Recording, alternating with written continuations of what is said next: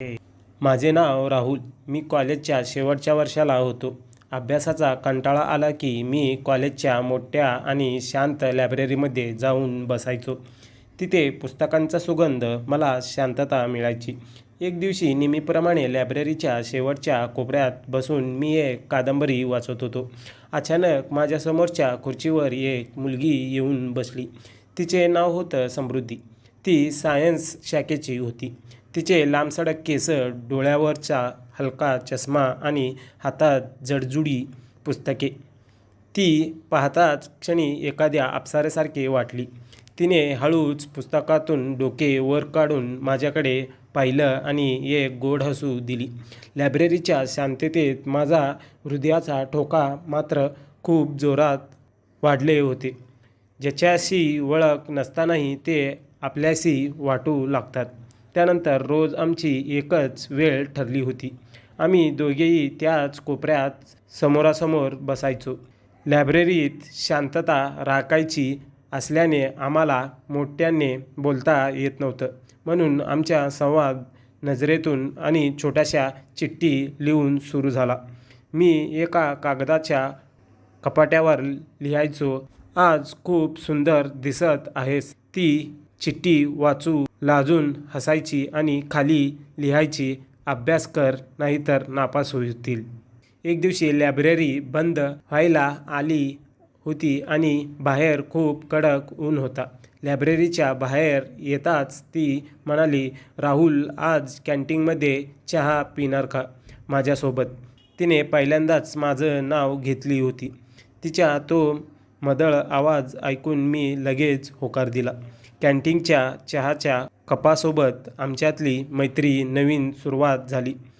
College संपत आले होते आणि पावसाळ्याचे दिवस सुरू झाले होते. एक दिवशी आम्ही दोघे लायब्ररीच्या मागच्या बाजूला असलेला एक शांत लॉन्सवर बसलो होतो.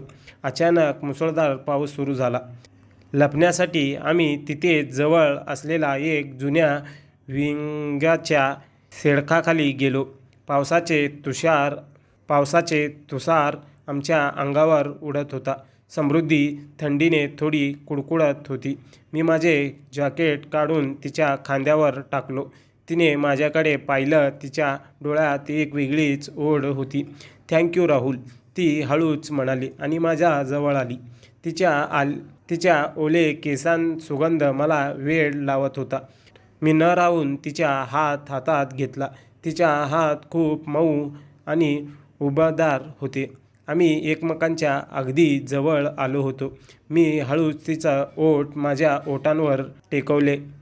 पावसात भिजतानाच तो आमचा पहिला रोमॅन्टिक स्पर्श होता. तिनेही मला घट्ट मिठी मारली. त्या पावसाच्या आवाजात आमची दोन मने एकत्र झाली होती. प्रेम तर झालं होतं, पण आता कॉलेज संपत आलं होतं आणि करिअरचा प्रश्न समोर होता. समृद्धी अभ्यासात खूप हुशार होती. ती पुढे जाऊन प्रोफेसर व्हायचं होतं.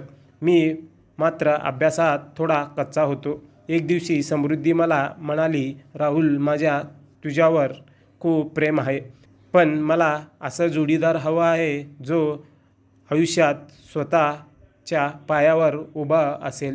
जर तू या शेवटच्या परीक्षेत चांगले गुण मिळवले नाहीत तर घरचे आपल्या लग्नाचा विचार कधीच करणार नाहीत. तिचे बोलणं मला टोचले, पण त्यात तिचे प्रेम आणि काळजी लपलेली होती. मी ठरवलं की प्रेमासाठी स्वतःला सिद्ध करायचं. खरे प्रेम तेच असतं जे आपल्या चुकीच्या मार्गावरून खेचून यशाच्या मार्गावर चालण्याची प्रेरणा देतो. त्यानंतर समृद्धीने स्वतः मला लायब्ररीमध्ये बसून रोज अभ्यास शिकवायची सुरू केली आणि आम्ही रोमांसासोबतच अभ्यासावरही पूर्ण लक्ष दिले. तिने घेतलेल्या मेहनतीमुळे मी दिवसरात्र एक करून अभ्यास केला.